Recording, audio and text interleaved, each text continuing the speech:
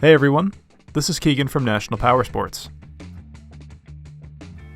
This 2005 Harley-Davidson Screamin Eagle Fat Boy CVO, with 12,318 miles, passes New Hampshire State inspection and runs well. It's been upgraded with a Vance & Hines exhaust, an air cleaner, an upgraded seat, mirrors, smoked front and rear turn signals, aftermarket wheels and rotors, and highway pegs. This bike is one of 1,300 produced worldwide.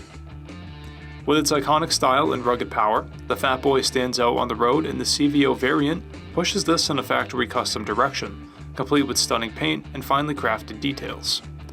Powered by a 103 cubic inch V-twin motor, the Fat Boy puts 100 foot-pounds of torque through a 5-speed transmission. It weighs in at 676 pounds and has a 25.4 inch seat height. To see everything we know about this vehicle, including full mechanical and cosmetic condition reports, the service repair order, high-resolution photos, and more, please review the listing on our website. We have also purchased the CycleCheck's Vehicle History Report. You can view this report by clicking the link on the right side of the video.